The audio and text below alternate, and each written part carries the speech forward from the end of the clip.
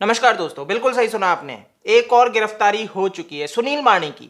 Mumbai police में है और अब एक ये जो दिक्कत हो चुकी है कि 3 पुलिस वाले गिरफ्तार हो चुके हैं सेंटीलिया केस में, मनसुख हिरेन मर्डर के केस में। तो एक ये चीज एक्सपोज करती है कि मुंबई पुलिस के लोग ही किस तरह से इस साजिश में लिप्त थे। जी हाँ, मुख्य जो है इसमें अभियुक्ता जो कि सचिन वाजे है, जिसके द्वारा ये सारी चीज को लीड किया गया, उसमें भाई दूसरी गिरफ्तारी हुई रियाजुद्दीन काजी की, जो रियाज काजी है ये भी मुंबई पुलिस में। और तीसरा जो अब हो चुका है सुनील माने। जी, सुनील माने के तीसरा है व्यक्ति जो भी इस चीज में लिप्त है।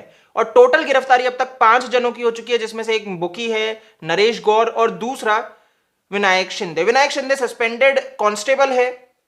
तो ये सारी चीजें चल रही हैं और इससे एक चीज तो समझ में आ जाती है कि ये जो केस है ये बहुत ही बड़ा केस है। तो एनआईए ने इसको जो गिरफ्तार किया ये इस बेसिस पे किया है कि रियाज काजी, जिसने बहुत सी चीजें उगली, जिसने बताया कि वो सुनील माने ही था जो भी इस चीज को जानता था और जो भी इस पूरी साजिश में लिप्त है। सुनील माने वो व्यक्ति था जो फोन इनके पास थे, उनमें से एक फोन उसके पास भी था, सिम कार्ड उसके पास भी था, और वो आगे एक सस्पेक्ट को देता है। तो ये सारी चीजें जब निकल के धीरे धीरे सामने आती है, जिससे ये पता लगता है कि जिस टाइम मनसुख हिरेन को सीआईयू के ऑफिस में सचिन वाजे बुलाया था और उसको समझा रहा था कि वो गिरफ्तार हो जाए और वो मान ले कि भाई हाँ उसमें उसका हाथ है और फिर बाद में उसको राहत दे देंगे, तो ये सुनील माने उस टाइम वहां पे उपस्थित था। और ये माने बिल्कुल इनको बोलता है, मनसुख हिरेन को बोलता है कि वो ये अपने ऊपर इल्जाम ले ले, उसको बचा लिया जाएगा।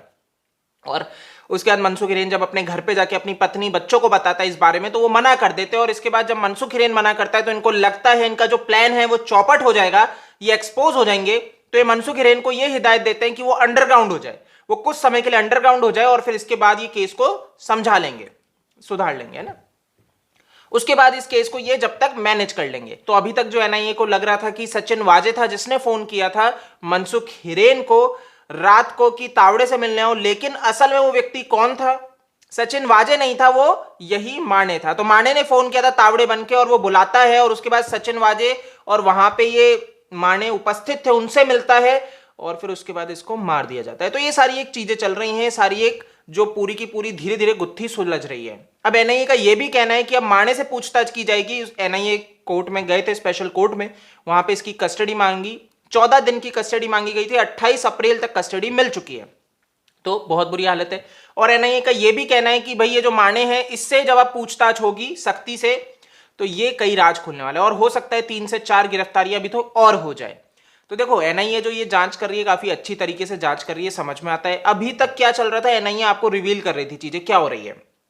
अब जब वही अधिकारी जो इनके बदल चुके हैं, एनआईए के जो डायरेक्टर है उनको बदला गया है, तो उसके बाद से थोड़ी सी चीजों में बदलाव आया है। थोड़ी सी आपको जो एक एक चीजें बताई जा रही थी वो नहीं बताई जा रही है।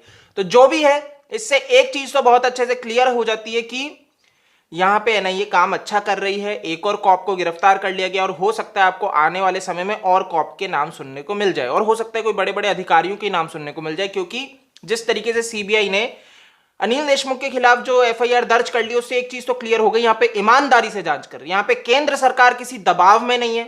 केंद्र सरकार ना बिकी है, ना पीएमओ बिका है, ना ही होम मिनिस्ट्री बिकी है और ना ही यहां पे सीबीआई बिकी है, एनआईए बिकी है, एनसीबी बिकी है, ईडी बिकी है। ये चीज क्लियर हो जाती है। इसके ऊपर जो अब तक कहते फिर रहे थे उन लोगों के मुंह पे करारा तमाचा पड़ जाता है जो ये सोच के बैठे थे कि भाई सब बिक चुके हैं।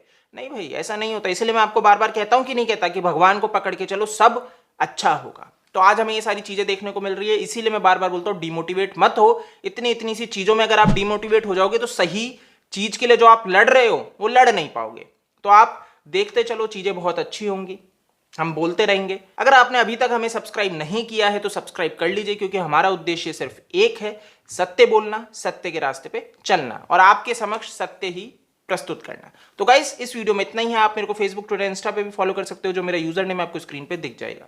जय हिंद।